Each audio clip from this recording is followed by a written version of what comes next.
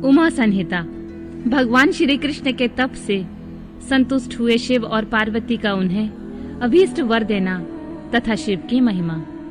जो रजोगुण का आश्रय ले संसार की सृष्टि करते हैं, सत्वगुण से संपन्न हो सातों भुवनों का धारण पोषण करते हैं, तमोगुण से युक्त हो सबका संहार करते हैं तथा त्रिगुणमयी माया को लांघकर अपने शुद्ध स्वरूप में स्थित रहते हैं, उन सत्यानंद स्वरूप अनंत बोधमय निर्मल एवं पूर्ण ब्रह्मा शिव का हम ध्यान करते हैं। वे ही सृष्टि काल में ब्रह्मा, पालन के समय विष्णु और संहार काल में रुद्र नाम धारण करते हैं तथा सदैव सात्विक भाव को अपनाने में ही प्राप्त होते हैं। ऋषि बोले, महाज्ञानी व्यास शिष्य सूत जी, आपको नमस्कार है।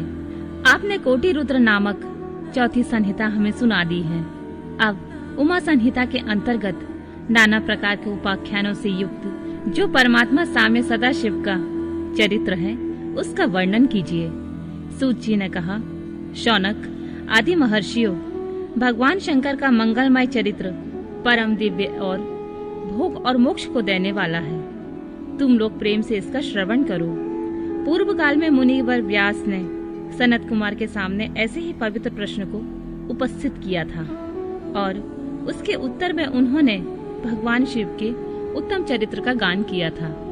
उस समय पुत्र की प्राप्ति के निमित्त श्री कृष्ण के हिमवान पर्वत पर जाकर महर्षि उपमन्यु से मिलने, उनकी बताई हुई पद्धति के अनुसार भगवान शिव की प्रसन्नता के लिए तप करने, उनसे तप से प्रसन्न होकर पार्वती, कार्तिकेय तथा गणेश सहित शिव के प्रकट होने तथा श्री कृष्ण के द्वारा उनकी स्तुति पूर्वक वरदान मांगने की कथा सुनाकर सनत कुमार जी ने कहा।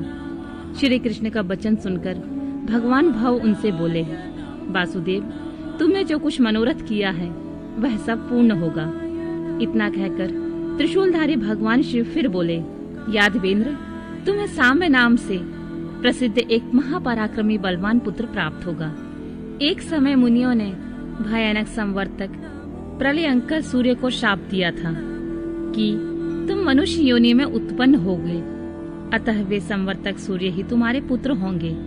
इसके सिवा जो जो वस्तु तुम्हें अभीष्ट है वह सब तुम प्राप्त करो।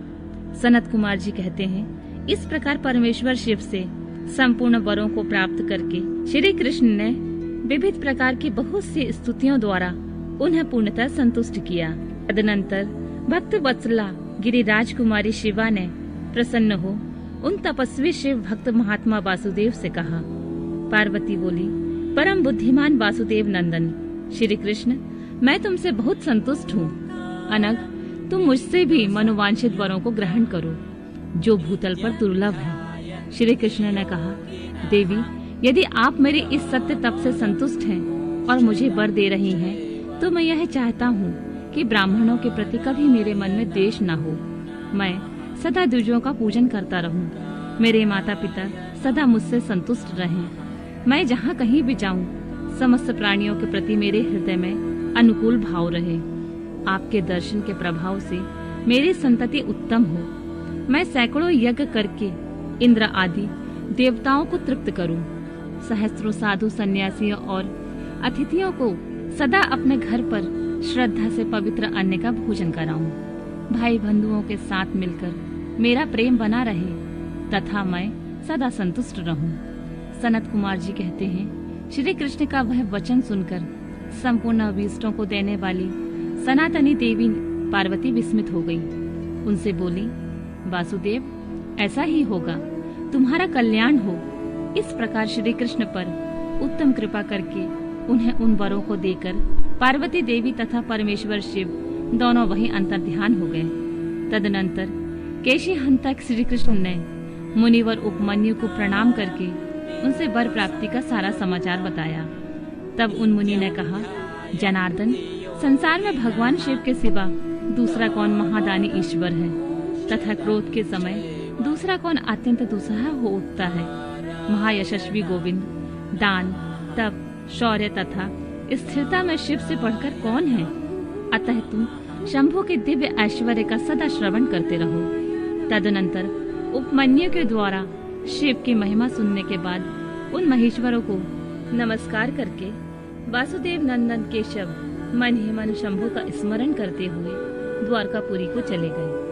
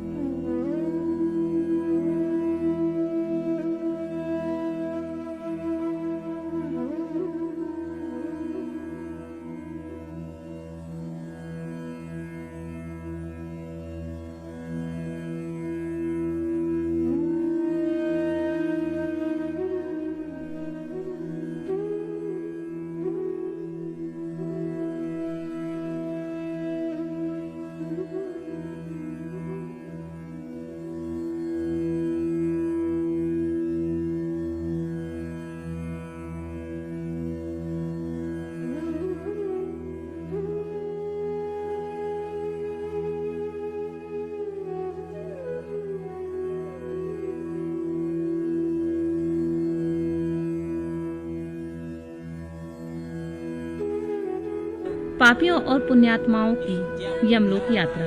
सनत कुमार जी कहते हैं, व्यास जी, मनुष्य 4 प्रकार के पापों से यमलोक में जाते हैं। यमलोक अत्यंत भयदायक और भयंकर है। वहाँ समस्त देवधारियों को विवश होकर जाना पड़ता है। कोई ऐसे प्राणी नहीं है जो यमलोक में ना जाते हों। किए हुए कर्म का फल कर्ता को अवश्य भोगना पड़ता है। इसका विचार करो। जीवों में जो शुभ कर्म करने वाले सौम्य चित्त और दयालु हैं, वे सौम्य मार्ग से यमपुरी के पूर्व द्वार में जाते हैं। जो पापी पाप कर्म परायण तथा दान से रहित हैं, वे भयानक दक्षिण मार्ग से यमलोक की यात्रा करते हैं। मृत्यु लोक से 86,000 योजन की दूरी लांघकर नाना रूप वाले यमलोक की स्थिति है, यह जानना चाहिए। पुण्य कर्म करने वाले लोगों को तो वह नगर निकटवर्ती सा जान पड़ता है, परंतु भयानक मार्ग से यात्रा करने वाले पापियों को वह बहुत दूर स्थित दिखाई देता है। वहाँ का मार्ग कहीं तो तीखे कांटों से युक्त है, कहीं कंकड़ों से व्याप्त है, कहीं छुरे की धार के समान तीखे पत्थर उस मार्ग पर जड़े गए हैं, कहीं बड़ी भारी कीचड़ फैली हुई है। छोटे बड़े पातकों के अनुसार वहाँ की कठिनाइयों में भी भारीपन और हल्कापन है। कहीं कहीं यमपुरी के मार्ग पर लोहे की सुई के समान तीखे डाग फैले हुए हैं। तदनंतर यमपुरी के मार्ग की भीषण यातनाओं और कष्टों का वर्णन करके सनत कुमार जी ने कहा, व्यास जी, जिन्होंने कभी दान नहीं किया, वे लोग इस प्रकार दुख उठाते हैं और सुख की याचना करते हुए उस मार्ग पर जाते हैं। जिन्होंने पहले से ही दान रूपी पाथे राह खर्च ले रखा है, वे सुख पूर्वक यमलोक की यात्रा करते हैं। इस रीति से कष्ट उठाकर पापी जीव जब प्रेतपुरी में पहुंच जाते हैं, तब उनके विषय में यमराज को सूचना दी जाती है। उनकी आज्ञा पाकर दूत उन पापियों को यमराज के आगे ले जाकर खड़े करते हैं। वहाँ जो शुभ कर्म करने वाले लोग होते हैं, उनको यमराज स्वागत पूर्वक आसन देकर पाद्य और अर्घ निवेदन करके प्रिय वर्ताव के द्वारा सम्मानित करते हैं और कहते हैं, वेदोक्त कर्म करने वाले महात्माओं, आप लोग धन्य हैं, जिन्होंने दिव्य सुख की प्राप्ति के लिए पुण्य कर्म किया है। अतः आप लोग दिव्यांगनाओं की भोग से भूषित तथा संपूर्ण मनोवांछित पदार्थों से संपन्न निर्मल स्वर्गलोक में जाइए। वहाँ महान भोगों का उपभोग करके अंत में पुण्य के क्षीण हो जाने पर जो कुछ थोड़ा अशुभ शेष बच जाए, उसे फिर यहाँ आकर भोगिएगा। जो धर्मात्मा मनुष्य होते हैं, वे मानो यमराज के लिए मित्र के समान होते हैं। वे यमराज को सुख पूर्वक सौम्य धर्मराज के रूप में देखते हैं, किंतु जो क्रूर कर्म करने वाले होते हैं, वे यमराज को भयानक रूप में देखते हैं। उनकी दृष्टि में यमराज का मुख दाढ़ों के कारण विकराल जान पड़ता है। नेत्र त्रेड़ी भुवों से प्रतीत होते हैं। उनके केश ऊपर को उठे होते हैं। दाढ़ी मूछ बड़ी बड़ी होती है। ओंठ ऊपर की ओर फड़कते रहते हैं। उनकी 18 भुजाएं होती हैं। वे कुपित तथा काले कोयलों की ढेर से दिखाई देते हैं। उनके हाथों में सब प्रकार के अस्त्र शस्त्र उठे होते हैं। वे सब प्रकार के दंड का भय दिखाकर उन पापियों को डांटते रहते हैं। बहुत बड़े भैंसे पर आरूढ़ हो, लाल वस्त्र लाल माला धारण करके बहुत ऊंचे महामेरु के समान दृष्टिगोचर होते हैं। उनके नेत्र प्रज्वलित अग्नि के समान उद्दीप्त दिखाई देते हैं। उनका शब्द प्रलय काल के मेघ की गर्जना के समान गंभीर होता है।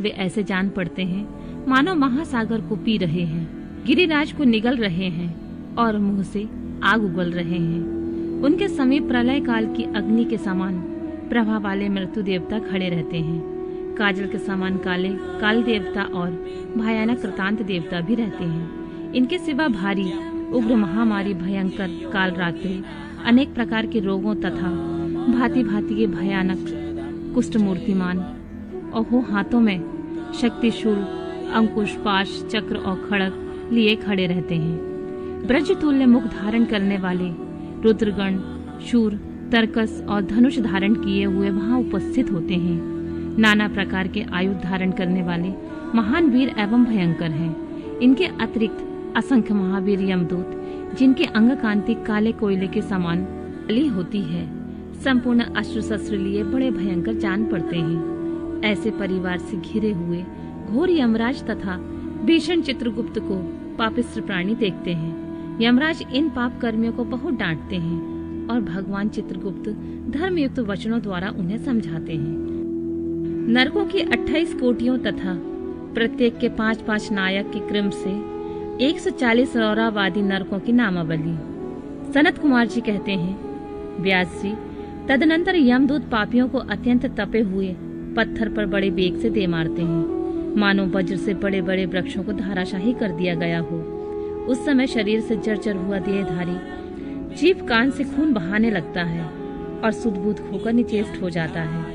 तब वायु का स्पर्श कराकर वे यमदूत फिर उसे जीवित कर देते हैं और उसके पापों की शुद्धि के लिए उसे नरक समुद्र में डाल देते हैं। पृथ्वी के नीचे नरक की 7 कोटियां हैं, जो 7वें तल के अंत में घोर अंधकार के भीतर स्थित है। उन सब की 28 कोटियां हैं। पहली कोटि घोरा कही गई है, दूसरी सुघोरा जो उसके नीचे स्थित है, तीसरी अति घोरा, चौथी महाघोरा, 5वीं घोर रूपा, 6ठी छतला तला, 7वीं भयानका, 8वीं काल रात्रि, 9वीं भयोत्कृता, उसके नीचे 10वीं चंडा, उसके नीचे महाचंडा, फिर चंड कोलाहला तथा उससे भिन्न प्रचंडा है, जो चंडों की नायिका कही गई है। उसके बाद पद्या, पद्यावती, भीता और भीमा है, जो भीषण नरकों की नायिका मानी गई हैं। 18वीं कराला, 19वीं विकराला और 20वीं नरक कोटि बज्रमा कही गई है। तदनंतर त्रिकोणा, पंचकोणा, सुदीर्घा, अखलार्दिता, समा भीमबला, भीमा तथा 28वीं दीप्ति प्राया है। इस प्रकार मैंने तुमसे भयानक नरक कोटियों के नाम बताए हैं। इनकी संख्या 28 ही है। ये पापियों को यातना देने वाली है। उन कोटियों में क्रमशः 5-5 नायक जानने चाहिए। अब उन सब कोटियों के नाम बताए जाते हैं, सुनो। उसमें प्रथम रौरव नरक है, जहाँ पहुंचकर देवधारी जीव रोने लगते हैं। महारौरव की पीड़ा से तो महान पुरुष भी रो देते हैं। इसके बाद शीत तथा उष्ण नामक नरक है, फिर सुघोर है। रौरव से सुघोर तक आदि के 5 नरक नायक माने गए हैं। इसके बाद सुमहा तीक्ष्ण, संजीवन, महानतम, विलोम, विलोप, कंस्टक, तीव्र वेग, कराल, विकराल, प्रकंपन, महावक्र, काल, कालसूत्र, प्रगर्जन, सूचिमुख, सुनेति, खादक, सुप्रीडन, कुंकिपाक, सुपाक, क्रकच, अति दारुण, अंगार राशि भवन, मेरु, आसक्र प्रहित, तीक्ष्ण टुंड, शकुनी, महासंवर्तक, क्रतु, तृप्त जंतु, पंकलेप, प्रतिमांस, त्रिपुद्रुभ, उच्चबास, सुनरुच्छिबास, दुधीर, कूटशालिम, दुरिष्ट, सुमहावाद, प्रबाद, सुप्रतापम, मेघ, ब्रश, शाल्म, सिंहमुख, व्याघ्रमुख, गजमुख, कुंकुरमुख, सुकरमुख, अजमुख, महिषमुख, धूपमुख, कोकमुख, ब्रकमुख, ग्राह, कुंभिनस, नरक, सर्प, कूर्म, काक, ग्रंथ, उलूक, हलोक, शार्दूल, कथ, करकट, मंडूक, पूतिमुख, रत्ताक्ष, पूतिमृतिक, कर्णध्रून, अग्नि, क्रमी, गंधी बपू, अग्रीग, अप्रतिष्ठित, रुधिराभ, श्रभ भोजन, लालाभक्ष, अन्यभक्ष, सर्वभक्ष, सुदारुण, कंस्टक, सुविशाल, विकट, कटपूतन, अम्बरीश, कटाह, कष्टदायिनी, वैतरणी नदी, सुतृप्त, लोहशयन, एकपाद, प्रपूरण, घोर, अति तालवन, अस्थिरभृंग, सुपूरन, विलासक, अस्तुयंत्र,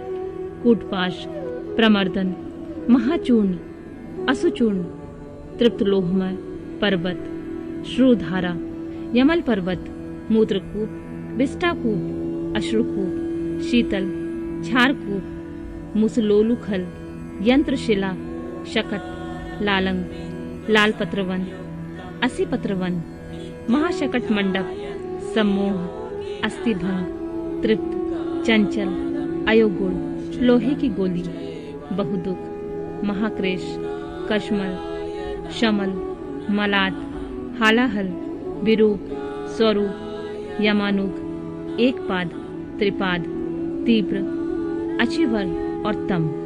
इस प्रकार ये 28 नरक और क्रमशः उनके 5-5 नायक कहे गए हैं। 28 कोटियों के क्रमशः रौरव आदि 5-5 ही नायक बताए जाते हैं। उपयुक्त 28 कोटियों को छोड़कर लगभग 100 नरक माने जाते हैं और महानरक मंडल 140 नरकों का बताया गया है। विभिन्न पापों के द्वारा मिलने वाली नरक यातना का वर्णन तथा कुंकरवली, काकवली एवं देवता आदि के लिए दी हुई बलि की आवश्यकता एवं महत्ता का प्रतिपादन। सनत कुमार जी कहते हैं, व्यास जी, इन सब भयानक पीड़ादायक नरकों में पापी जीवों को अत्यंत भीषण नरक यातना भोगनी पड़ती है, जो मिथ्या आगम पाखंडियों के शास्त्र में प्रवत होता है। वह दुजिह नामक नरक में जाता है और जिहा के आकार में आधे कोस तक फैले हुए तीक्ष्ण हलों द्वारा उसे विशेष पीड़ा दी जाती है। जो क्रूर मनुष्य माता पिता और गुरुओं को डांटता है, उसके मुंह में कीड़ों से युक्त विष्ठा ठूसकर उसे खूब पीटा जाता है। जो मनुष्य शिव मंदिर, बगीचे, बावड़ी, कूप, तड़ाक तथा ब्राह्मण के स्थान को नष्ट भ्रष्ट कर देते हैं और वहां स्वेच्छा अनुसार रमण करते हैं, वे नाना प्रकार के भयंकर कोहलू आदि के द्वारा पेरे और पकाए जाते हैं तथा प्रलय काल पर्यंत नरक अग्नि में पकते रहते हैं। पर स्त्रीगामी पुरुष उस रूप से ही व्यभिचार करते हुए मारे पीटे जाते हैं। पुरुष पहले जैसे शरीर को धारण करके लोह की बनी हुई खूब तपाई हुई नारी का गाढ़ आलिंगन करके सब ओर से जलते रहते हैं। वे उस दुराचारणी स्त्री का गाढ़ आलिंगन करते और रोते हैं। जो सत्पुरुषों की निंदा सुनते हैं, उनके कानों में लोहे या तांबे आदि की बनी हुई कीलें आग से तपाकर भर दी जाती हैं। इनके सिवा जस्ते, शीशे और पीतल को गलाकर पानी के समान करके उनके कान में भरा जाता है। फिर बारंबार गर्म दूध और खूब तपाया हुआ तेल उनके कानों में डाला जाता है। फिर उनके कानों पर वज्र का लेप कर दिया जाता है। इस प्रकार क्रमशः उनके कानों को उपयुक्त वस्तुओं से भरकर उनको नरक में यातनाएं दी जाती हैं। क्रमशः सभी नरकों में सब ओर ये यातनाएं प्राप्त होती हैं और सभी नरकों की यातनाएं बड़ा कष्ट देने वाली होती हैं। जो माता पिता के प्रति भौं टेढ़ी करके अथवा उनकी ओर उद्दंडता पूर्वक दृष्टि डालते या हाथ उठाते हैं, उनके मुखों को अंत तक लोहे की कीलों से दृढ़ता पूर्वक भर दिया जाता है। जो मनुष्य लुभाकर स्त्रियों की ओर अपलक दृष्टि से देखते हैं, उनकी आंखों में तपाकर आग के समान लाल की हुई सुइयां भर दी जाती हैं। जो देवता, अग्नि, गुरु और ब्राह्मणों को अग्रभाग निवेदन किए बिना ही भोजन कर लेते हैं, उनकी जिहा और मुख में लोहे की सैकड़ों कीलें तपाकर ठूस दी जाती हैं। जो लोग धर्म का उपदेश करने वाले महात्मा कथावाचक की निंदा करते हैं, देवता, अग्नि और गुरु के भक्तों की तथा सनातन धर्म शास्त्र की भी खिल्लियां उड़ाते हैं, उनकी छाती, कंठ, जिहा, दांतों की संधि, तालू, ओंठ, नासिका, मस्तक तथा संपूर्ण अंगों की संधियों में आग के समान तपाई हुई 3 शाखा वाली लोहे की कीलें मुदगरों से ठोकी जाती हैं। उस समय उन्हें बहुत कष्ट होता है। तत्पश्चात सब ओर से उनके घावों पर तपाया हुआ नमक छिड़क दिया जाता है। फिर उस शरीर में सब ओर बड़ी बड़ी यातनाएं होती हैं। जो पापी शिव मंदिर के पास अथवा देवता के बगीचों में मलमूत्र का त्याग करते हैं, उनके लिंग और अंडकोश को लोहे के मुदगरों से चूर चूर कर दिया जाता है तथा आग से तपाई हुई सुइयां उसमें भर दी जाती हैं, जिससे मन और इंद्रियों को महान दुख होता है। जो धन रहते हुए भी तृष्णा के कारण उसका दान नहीं करते और भोजन के समय घर पर आए हुए अतिथियों का अनादर करते हैं, वे पाप का फल पाकर अपवित्र नरक में गिरते हैं। जो कुत्तों और गौओं को उनका भाग अर्थात बलि न देकर स्वयं भोजन कर लेते हैं, उनके खुले हुए मुंह में 2 कीलें ठोक दी जाती हैं। यमराज के मार्ग का अनुसरण करने वाले जो श्याम और शबल, सांवले और चितकबरे 2 कुत्ते हैं, मैं उनके लिए यह अन्न का भाग देता हूँ। वे इस बलि को ग्रहण करें। पश्चिम, वायव्य, दक्षिण और नैऋत्य दिशा में रहने वाले जो पुण्यकर्मा कौए हैं, वे मेरी इस दी हुई बलि को ग्रहण करें। इस अभिप्रथा के दो मंत्रों से क्रमशः कुत्ते और कौए को बलि देनी चाहिए। जो लोग यत्न पूर्वक भगवान शंकर की पूजा करके विधिवत अग्नि में आहुति दे शिव संबंधी मंत्रों द्वारा बलि समर्पित करते हैं, वे यमराज को नहीं देखते और स्वर्ग में जाते हैं। इसलिए प्रतिदिन बलि देनी चाहिए। एक चौकोर मंडप बनाकर उसे गंध आदि से अधिवासित करें। फिर ईशान कोण में धन्वंतरी के लिए और पूर्व दिशा में इंद्र के लिए बलि दे, दक्षिण दिशा में यम के लिए, पश्चिम दिशा में शुद्ध सोम के लिए और दक्षिण दिशा में पितरों के लिए बलि देकर पुनः पूर्व दिशा में आर्यमा को अन्य का भाग अर्पित करें। द्वार देश में धाता और विधाता के लिए बलि निवेदन करें। तदनंतर कुत्तों के स्वामी और पक्षियों के लिए भूतल पर अन्न डाल दें। देवता, पितर, मनुष्य, प्रेत, भूत, गुहाक, पक्षी, कृमि और कीट ये सभी गृहस्थ से अपनी जीविका चलाते हैं। स्वाहाकार, स्वधाकार, वशटकार तथा हंतकार ये धर्ममयी धेनु के 4 स्तन हैं। स्वाहाकार नामक स्तन का पान देवता करते हैं, स्वधा का पितर लोग, वशटकार का दूसरे देवता और भूतेश्वर तथा हंतकार नामक स्तन का सदा ही मनुष्यगण पान करते हैं। जो मानव श्रद्धा पूर्वक इस धर्ममयी धेनु का सदा ठीक से समय पर पालन करता है वह अग्निहोत्री हो जाता है। जो स्वस्थ रहते हुए भी उसका त्याग कर देता है वह अंधकार पूर्ण नरक में डूबता है। इसलिए उन सबको बलि देने के पश्चात द्वार पर खड़ा हो क्षण भर अतिथि की प्रतीक्षा करे। यदि कोई भूखे से पीड़ित अतिथि या उसी गांव का निवासी पुरुष मिल जाए तो उसे अपने भोजन से पहले यथाशक्ति शुभ अन्न का भोजन कराएं। जिस घर में अतिथि निराश होकर लौटता है उसे वह अपना शाप दे बदले में उसका पुण्य लेकर चला जाता है। यमलोक के मार्ग में सुविधा प्रदान करने वाले विविध दानों का वर्णन। व्यास जी बोले, प्रभु, पापी मनुष्य बड़े दुख से यमलोक के मार्ग में जाते हैं। अब आप मुझे उस धर्मों का परिचय दीजिए जिनसे जीव सुख पूर्वक यम मार्ग पर यात्रा करते हैं। सनत कुमार जी ने कहा, मुने, अपना किया हुआ शुभाशुभ कर्म बिना विचारे विवश होकर भोगना पड़ता है। अब मैं उन धर्मों का वर्णन करता हूँ जो सुख देने वाले हैं। इस लोक में जो श्रेष्ठ कर्म करने वाले कोमलचित और दयालु पुरुष हैं, वे भयंकर यम मार्ग पर सुख से यात्रा करते हैं। जो श्रेष्ठ ब्राह्मणों को जूता और खड़ाऊ दान करता है वह मनुष्य विशाल घोड़े पर सवार होकर बड़े सुख से यमलोक को जाता है।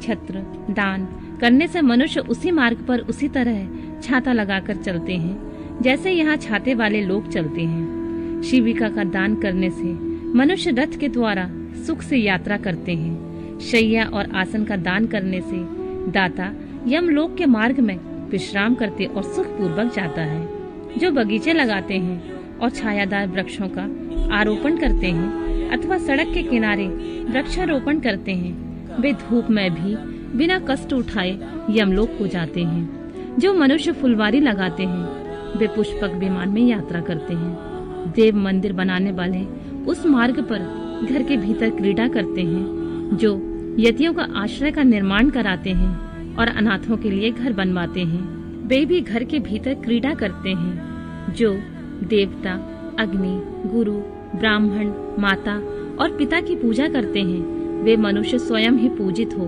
अपनी इच्छा के अनुकूल मार्ग द्वारा सुख से यात्रा करते हैं। दीपदान करने वाले मनुष्य संपूर्ण दिशाओं को प्रकाशित करते हुए जाते हैं। ग्रह दान करने से दाता रोग शोक से रहित हो सुख पूर्वक यात्रा करते हैं। गुरुजनों की सेवा करने वाले मानव विश्राम करते हुए जाते हैं।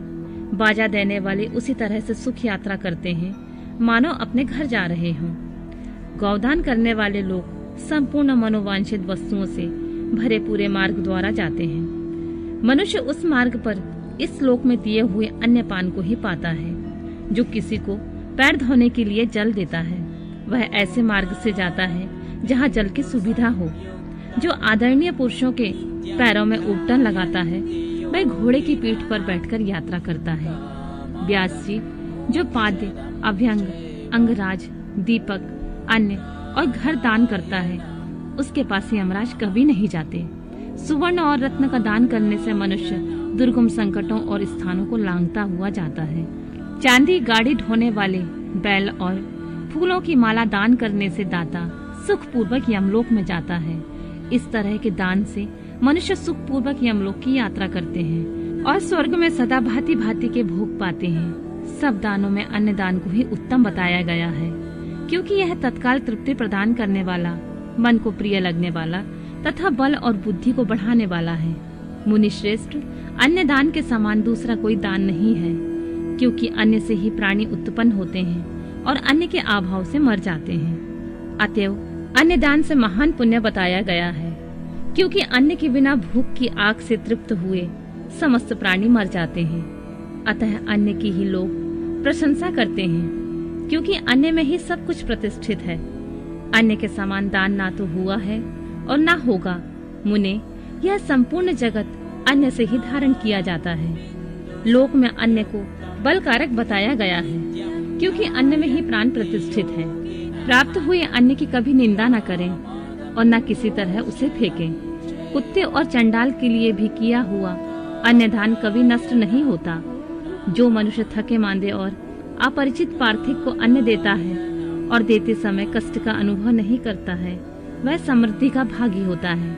महामुनि, जो देवताओं, पितरों, ब्राह्मणों और अतिथियों को अन्न से तृप्त करता है, उससे महान पुण्य फल की प्राप्ति होती है।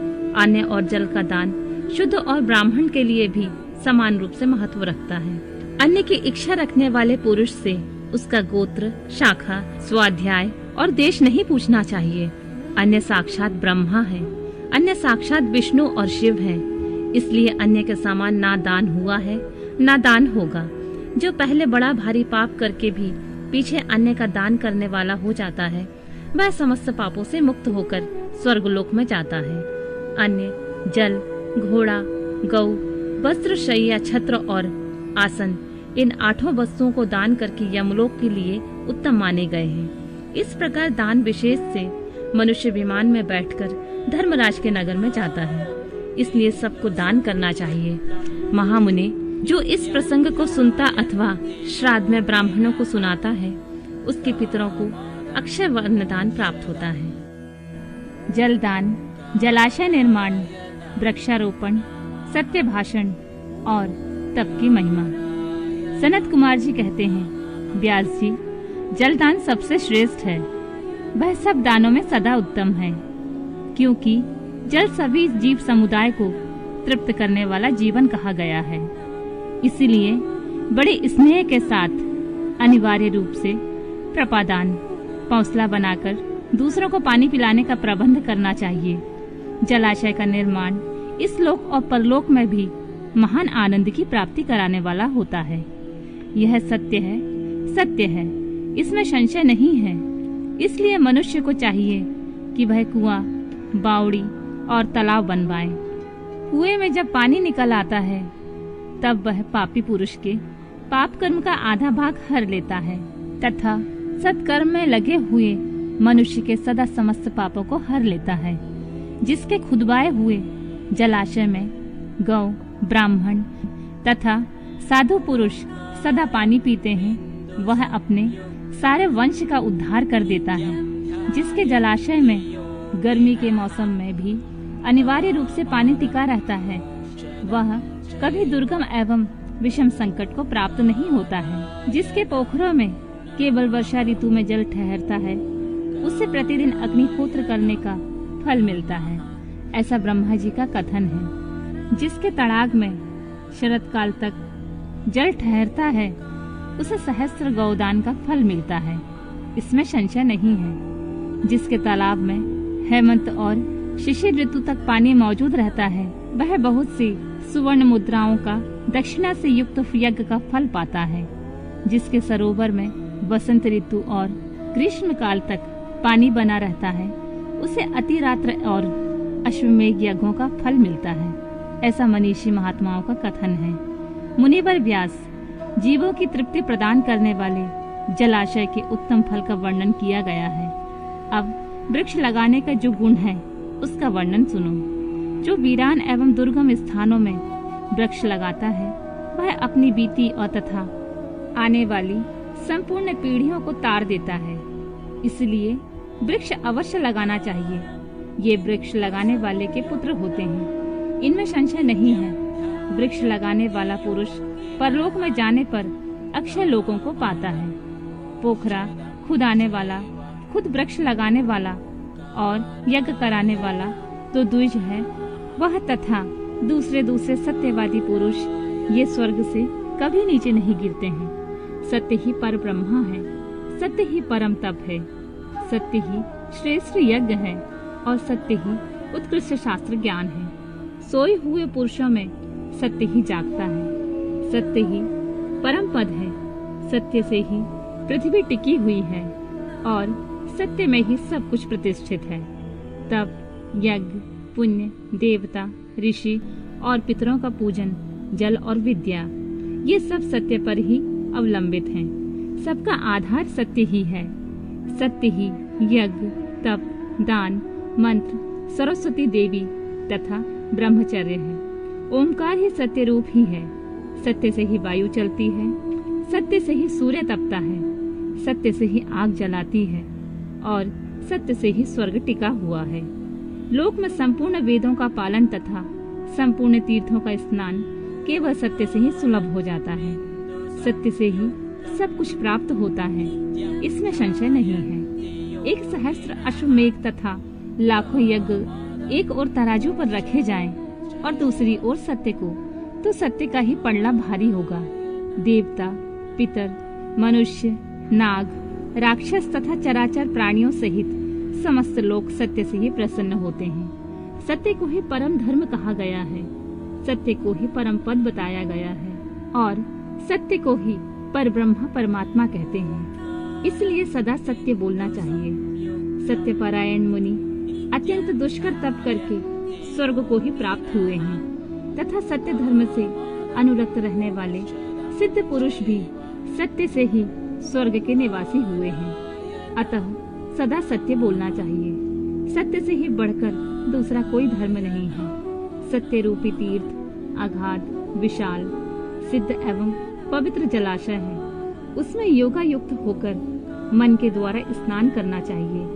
सत्य को ही परम पद कहा गया है। जो मनुष्य अपने लिए, दूसरों के लिए अथवा अपने बेटे के लिए भी झूठ नहीं बोलते, वे ही स्वर्गगामी होते हैं। वेद, यज्ञ तथा मंत्र ये ब्राह्मणों में सदा निवास करते हैं, परंतु असत्यवादी ब्राह्मणों में इनकी प्रतीति नहीं होती। अतः सदा सत्य बोलना चाहिए। तदनंतर तप की बड़ी बड़ी महिमा बताते हुए सनत कुमार जी ने कहा, मुने, संसार में ऐसा कोई सुख नहीं है जो तपस्या के बिना सुलभ होता हो। तप से ही सारा सुख मिलता है। इस बात को वेद वेत्ता पुरुष जानते हैं। ज्ञान, विज्ञान, आरोग्य, सुंदर रूप, सौभाग्य तथा शाश्वत सुख तप से ही प्राप्त होते हैं। तपस्या से ही ब्रह्मा बिना परिश्रम के ही संपूर्ण विश्व की सृष्टि करते हैं। तपस्या से ही विष्णु इसका पालन करते हैं। तपस्या के बल से ही रुद्रदेव संहार करते हैं तथा तप के प्रभाव से ही शेष अवशेष भूमंडल को धारण करते हैं। वेद और पुराणों की स्वाध्याय तथा विविध प्रकारों के दान की महिमा, नरकों का वर्णन तथा उसमें गिराने वाले पापों का दिग्दर्शन, पापों के लिए सर्वोत्तम प्रायश्चित, शिव स्मरण तथा ज्ञान के महत्व का प्रतिपादन। सनत कुमार जी कहते हैं, मुने, जो वन में जंगली फल फूल खाकर तप करता है और जो वेद की एक ऋचा का स्वाध्याय करता है, इन दोनों का फल समान है। श्रेष्ठ द्विज वेदा अध्ययन से जिस पुण्य को पाता है, उससे दूना फल वह उस वेद को पढ़ाने से पाता है। मुनि, जैसे चंद्रमा और सूर्य के बिना जगत में अंधकार छा जाता है, उसी प्रकार पुराण के बिना ज्ञान का आलोक नहीं रह जाता है। अज्ञान का अंधकार छाया रहता है। इसलिए सदा पुराण का अध्ययन करना चाहिए। अज्ञान के कारण नरक में पड़कर सदा संतृप्त होने वाले लोग का जो शास्त्र का ज्ञान देकर समझाता है, वह पुराण वक्ता अपनी इस महत्ता के कारण सदा पूजनीय है।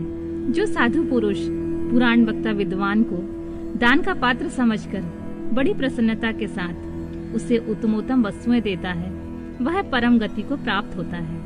जो सुपात्र ब्राह्मण को भूमि, गौ, रथ, हाथी और सुंदर घोड़े देता है, उसके पुण्य फल का वर्णन सुनो। वह इस जन्म में और परलोक में भी संपूर्ण अक्षय मनोरथों को पा लेता है तथा अश्वमेघ यज्ञ के फल का भी भागी होता है। मुनीश्वर, जो पुरुष भगवान शिव की कथा सुनता है, वह कर्मों के विशाल वन को जलाकर संसार में तर जाता है। जो 2 घड़ी, 1 घड़ी अथवा 1 क्षण भी भक्ति भाव से भगवान शिव की कथा सुनते हैं, उनकी कभी दुर्गति नहीं होती है।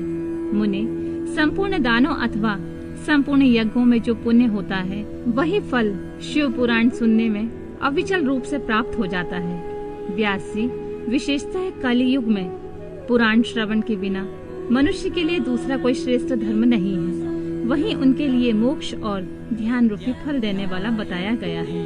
शिव पुराण का श्रवण और शिव नाम का कीर्तन मनुष्य के लिए कल्प वृक्ष का रमणीय फल है, इसमें संशय नहीं है। यज्ञ, दान, तप और तीर्थ सेवन से जो फल मिलता है उसी को मनुष्य पुराणों के श्रवण मात्र से पा लेता है।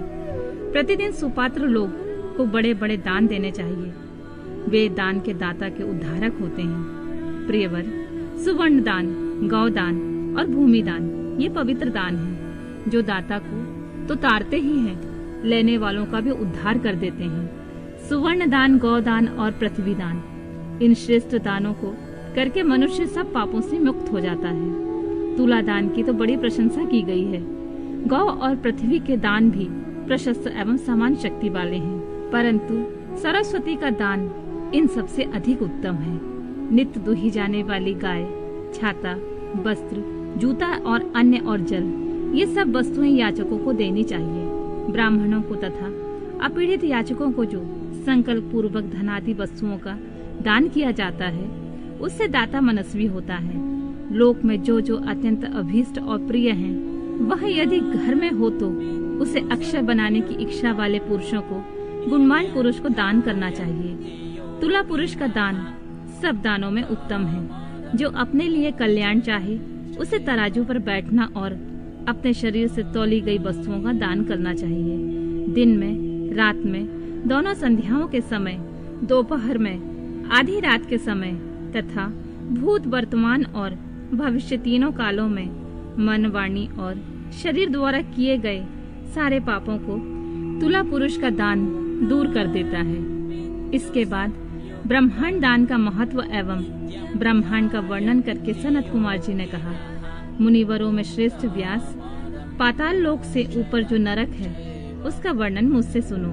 पापी पुरुष उन्हीं में यातनाएं भोगते हैं। रौरव, शूकर, रोध, ताल, विवसन या विरसन, महाज्वाल, तृप्त कुंभ, लवण, बिलोहित, पीव, बहाने वाले वैतरणी, कृमि या क्रमीश, कृमि भोजन, कृष्ण, असिपत्रवन, दारुण, लाला भक्ष, पूषवय, पाप, बाह्यज्वाल, अधशिरा, संदश, कालसूत्र, तमस, अवीची, रोधन, श्रव भोजन, अप्रतिष्ठित, महारौरव और शालमली इत्यादि बहुत से दुखदायक नरक वहाँ हैं। व्यास जी, उनमें जो पाप कर्म परायण पुरुष पकाए जाते हैं उनका क्रमशः वर्णन करता हूँ, सावधान होकर सुनो। जो मनुष्य ब्राह्मणों, देवताओं तथा गौओं के लिए हितकर कार्यों के सिवा अन्य किसी कार्य के लिए झूठी गवाही देता है अथवा सदा झूठ बोलता है वह रौरव नरक में जाता है। जो भूषण गर्भस्थ शिशु की हत्या और सुवर्ण की चोरी करने वाला, गाय को कटघरे में बंद करने वाला, विश्वासघाती, शराबी, ब्रह्म हत्यारा, दूसरों के द्रव्य का अपहरण करने वाला तथा इन सब का संगी है, वह मरने पर तृप्त कुंभ नामक नरक में जाता है। गुरु के वध से भी इसी नरक की प्राप्ति होती है। बहन, माता, गौ तथा पुत्री का वध करने से भी तृप्त कुंभ में ही गिरना पड़ता है। साध्वी स्त्री को बेचने वाला, अधिक ब्याज लेने वाला, केश विक्रय करने वाला तथा अपने भक्तों को त्यागने वाला, ये सभी पापी तृप्तलोह नामक नरक में पकाए जाते हैं। जो नराधम गुरुजनों का अपमान करने वाला तथा उनके प्रति दुर्वचन बोलने वाला है और जो वेद की निंदा करने वाला है, वेद बेचने वाला तथा अगम्य स्त्री से संभोग करने वाला है, वे सब के सब लवण नामक नरक में जाते हैं। चोर बिलोहित नामक नरक में गिरता है। मर्यादा को दूषित करने वाले पुरुषों की भी ऐसी ही गति होती है। जो पुरुष देवता, ब्राह्मण और पितृगण से द्वेष करने वाला होता है तथा जो रत्न को दूषित करता है वह कृत्रिम भक्ष नामक नरक में पड़ता है। जो दूषित यज्ञ, दूसरों को हानि पहुंचाने के लिए अभिचारिक प्रयोग या हिंसा प्रधान तामस यज्ञ करता है वह क्रमीश नामक नरक में पड़ता है। जो नराधम पितृगण, देवगण और अतिथियों को छोड़कर भोजन कर लेता है वह उग्र लला भक्ष नामक नरक में गिरता है। जो शस्त्र समूहों का निर्माण करता है वह भी उसी में जाता है। जो द्विज अंत्यज से सेवा लेता है, असत दान ग्रहण करता है, यज्ञ के अनाधिकारियों से यज्ञ कराता है और अवक्षय भक्षण करता है, ये सब के सब रुधिरौध नामक नरक में गिरते हैं। जो सोमरस को बेचने वाले हैं उनकी भी यही गति होती है। यज्ञ और ग्राम को नष्ट करने वाला घोर वैतरणी नदी में पड़ता है। जो नई जवानी से मतवाले हो धर्म की मर्यादा को तोड़ते हैं, अपवित्र आचार विचार में रहते हैं और छल कपट से जीविका चलाते हैं, वे कृत्य नामक नरक में जाते हैं। जो अकारण ही वृक्षों को काटता है वह असीपत्रवन नामक नरक में जाता है। भेड़ों को बेचकर जीविका चलाने वाले तथा पशुओं की हिंसा करने वाले कसाई वही ज्वाल नामक नरक में गिरते हैं। भ्रष्टाचारी ब्राह्मण, क्षत्रिय और वैश्य तथा जो कच्चे खपड़ों अथवा ईंटों आदि को पकाने के लिए पजावे में आग देता है, वे सब उसी बाही ज्वाल नामक नरक में गिरते हैं। जो व्रतों का लोप करने वाले तथा अपने आश्रम में गिरे हुए हैं, वे दोनों प्रकार के पुरुष अत्यंत दारुण संदस नामक नरक की यातना में पड़ते हैं। जो ब्रह्मचारी होकर भी स्वप्न में वीर खलन करते हैं और जो पुत्रों से विद्या पढ़ते हैं, वे श्रभोज नामक नरक में गिरते हैं। इस तरह ये तथा और भी सैकड़ों हजारों नरक हैं, जिनमें पापकर्मी प्राणी यातनाओं की आग में डालकर पकाए जाते हैं। उन उपयुक्त पापों के समान और भी सहस्त्र पाप कर्म हैं, जिन्हें नरकों में पड़कर मनुष्य भोगा करते हैं। जो लोग मन, वाणी और क्रिया द्वारा अपने वर्ण और आश्रम के विरुद्ध कर्म करते हैं, वे नरक में गिरते हैं। नरक के सिर नीचे करके लटकाए जाते हैं। प्राणी स्वर्ग लोकों में रहने वाले देवताओं को देखा करते हैं और देवता लोग भी नीचे दृष्टि डालने पर उन सभी अधोमुख नार की जीवों को देखते हैं। पापी लोग नरक भोग के अनंत क्रमशः उन्नति करते हुए स्थावर, कृमि, जलचर, पक्षी, पशु, मनुष्य, धर्मात्मा, मानव, देवता तथा मुमुक्षु होते हैं और अंत में मोक्ष प्राप्त कर लेते हैं। जितने जीव स्वर्ग में हैं, उतने ही नरक में हैं। जो पापी पुरुष अपने पाप का प्रायश्चित नहीं करता, वही नरक में जाता है। काली नंदन स्वयंभू मनु ने महान पापों के लिए महान और लघु पापों के लिए लघु प्रायश्चित बताए हैं। उन अशेष पाप कर्मों के लिए जो प्रायश्चित संबंधी कर्म बताए गए हैं, उन सब में भगवान शंकर का ही स्मरण सर्वश्रेष्ठ प्रायश्चित है। जिस पुरुष के चित्त में पाप कर्म करने के अनंतर पश्चाताप होता है, उसके लिए तो एकमात्र भगवान शिव का स्मरण ही सर्वोत्तम प्रायश्चित है। प्रातः काल, सायंकाल, रात में तथा मध्याह्न आदि में भगवान शिव का स्मरण करने से पाप रहित हुआ मनुष्य महेश्वर धाम को प्राप्त कर लेता है। भगवान शिव के स्मरण से समस्त पापों और कष्टों का क्षय हो जाने से मनुष्य स्वर्ग अथवा मोक्ष प्राप्त कर लेता है। जिसका चित्त जप, होम और पूजा आदि करते समय निरंतर भगवान महेश्वर में लगा होता है, उसके लिए इंद्र आदि पद की प्राप्ति रूप फल तो अंतराय ही है। मुने, जो पुरुष भक्ति भाव से दिन रात भगवान शिव का स्मरण करता है, उसके सारे पातक नष्ट हो जाते हैं, इसलिए वह कभी नरक में नहीं पड़ता। नरक और स्वर्ग ये पाप और पुण्य के ही एक दूसरे नाम हैं। इनमें तो एक तो दुख देने वाला है और दूसरा सुख देने वाला है। जब एक ही वस्तु कभी प्रीति प्रदान करने वाली होती है और कभी दुख देने वाली बन जाती है, तब यह निश्चय होता है कि कोई भी पदार्थ ना तो दुखमय है और ना ही सुखमय ही है। ये दुख और सुख तो मन के ही विकार हैं। ज्ञान ही परब्रह्म है और ज्ञान ही तात्विक बोध का कारण है। यह सारा चराचर विश्व ज्ञानमय ही है। उस परम विज्ञान से भिन्न दूसरी कोई वस्तु नहीं है। मृत्यु काल निकट आने के कौन कौन से लक्षण हैं, इसका वर्णन। इसके पश्चात दीपों, लोकों और मनुओं का परिचय देकर संग्राम के फल, शरीर एवं स्त्री स्वभाव आदि का वर्णन किया गया है। तदनंतर काल के विषय में व्यास जी के पूछने पर सनत कुमार जी ने कहा, मुनि श्रेष्ठ, पूर्व काल में पार्वती ने नाना प्रकार की दिव्य कथाएं सुनकर परमेश्वर शिव को प्रणाम करके उनसे यह बात पूछी थी।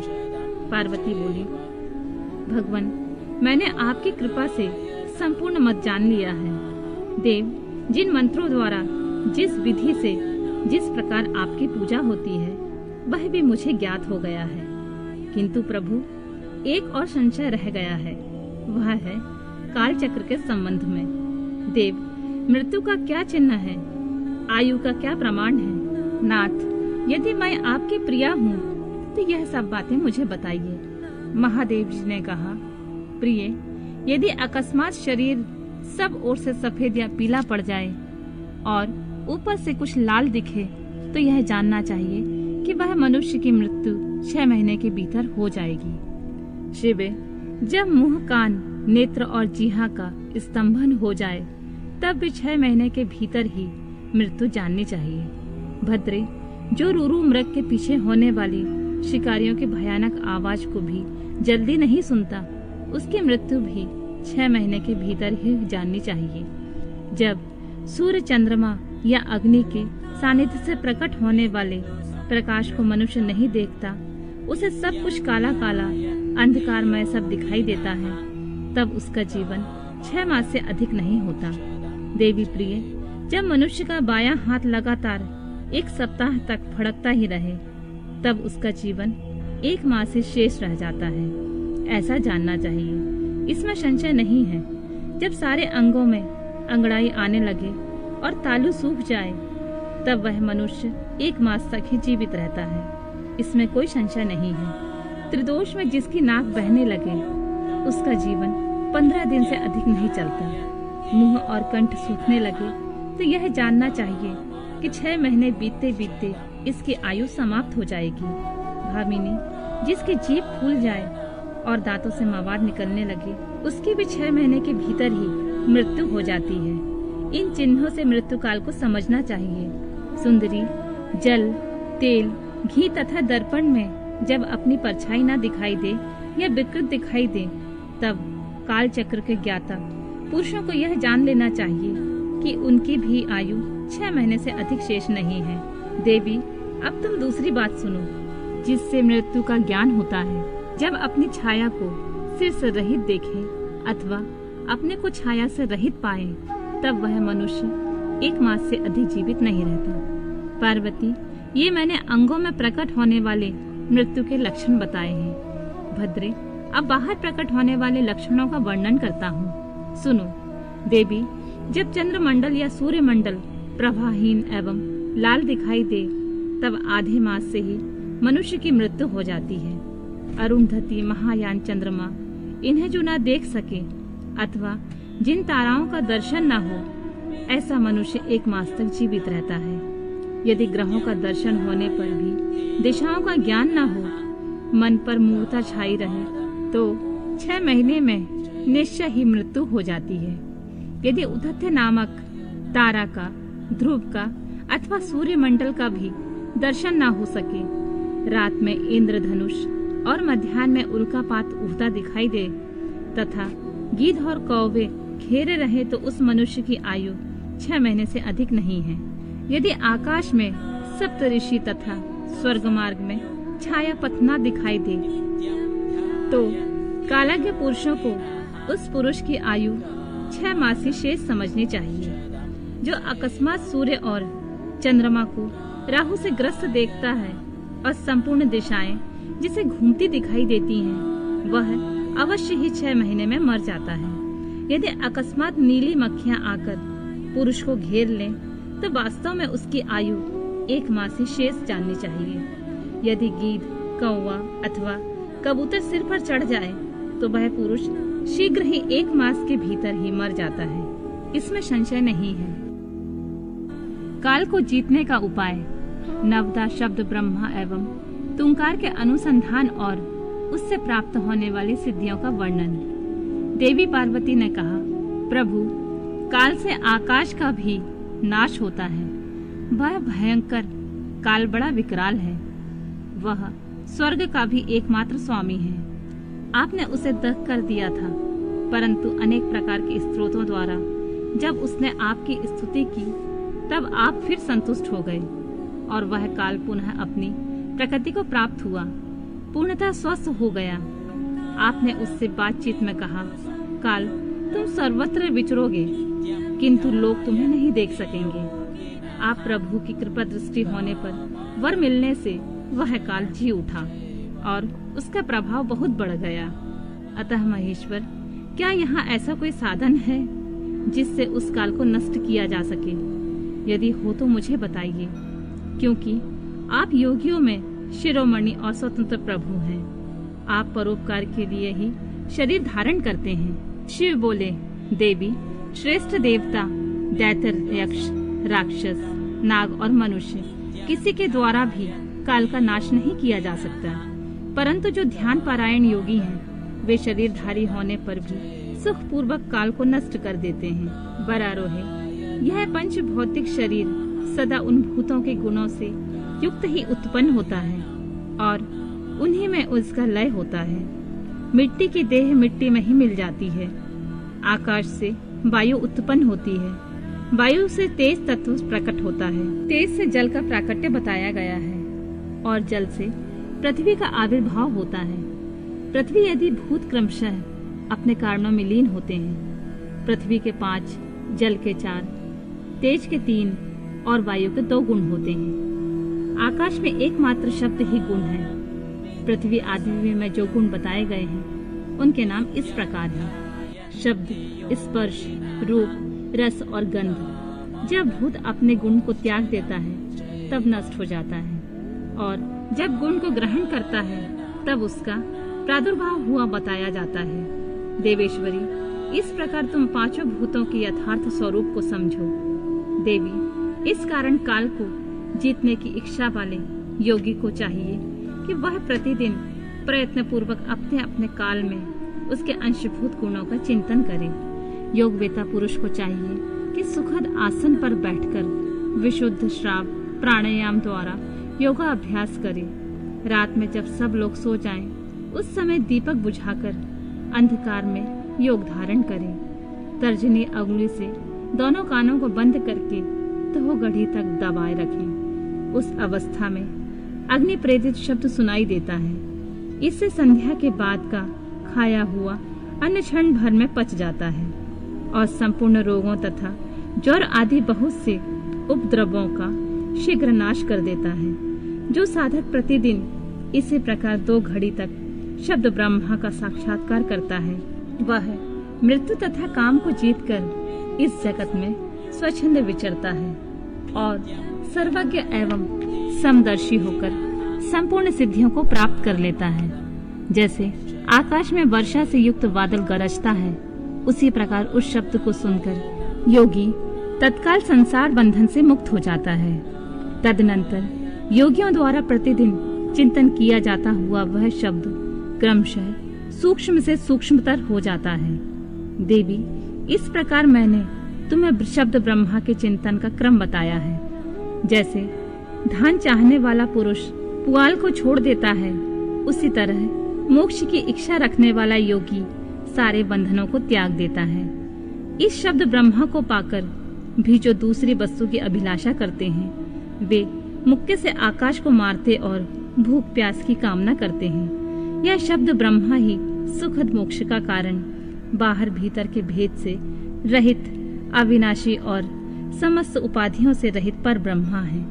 इसे जानकर मनुष्य मुक्त हो जाते हैं। जो लोग कालपाश से मोहित होकर शब्द ब्रह्मा को नहीं जानते, वे पापी और कुबुद्धि मनुष्य मौत के फंदे में फंसे रहते हैं। मनुष्य तभी तक संसार में जन्म लेते हैं जब तक सबके आश्रयभूत परम तत्व पर ब्रह्मा की प्राप्ति नहीं होती है। परम तत्व का ज्ञान हो जाने पर मनुष्य जन्म मृत्यु के बंधन से मुक्त हो जाता है। निद्रा और आलस्य साधना का बहुत बड़ा विघ्न है।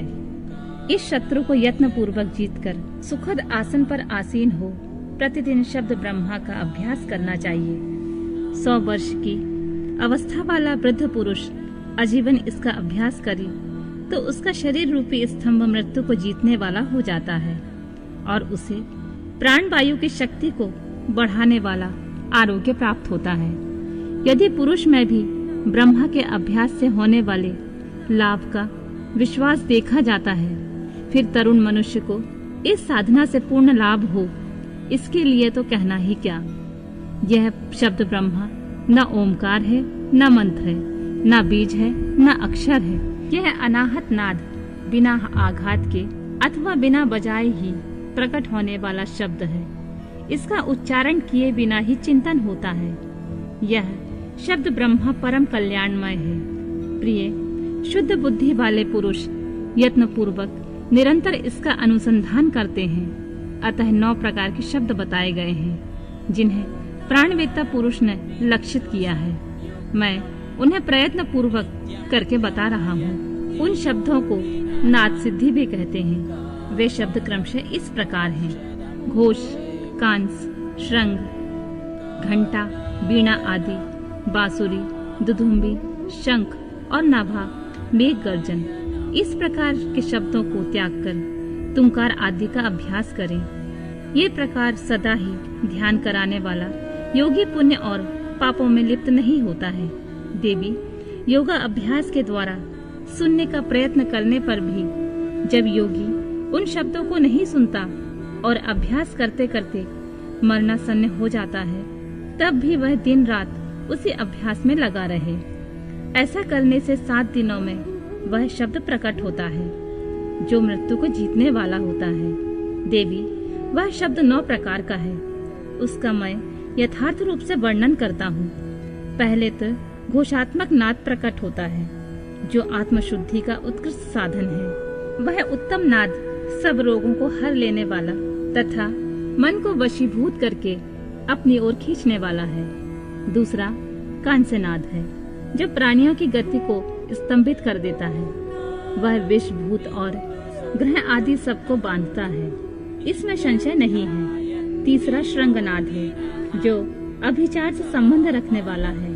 उसका शत्रु के उच्चाटन और मारण में वियोग एवं प्रयोग करें। चौथा घंटानाद है जिसका साक्षात परमेश्वर शिव उच्चारण करते हैं। वह नाद संपूर्ण देवताओं को आकृष्ट कर लेता है। फिर भूतल के मनुष्यों की तो बात ही क्या है।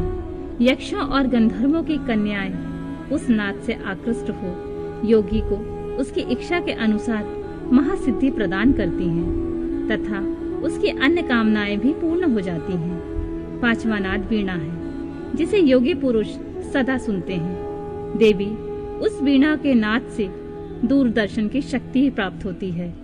वंशीनाद का ध्यान करने वाले योगी को संपूर्ण तत्व प्राप्त हो जाता है।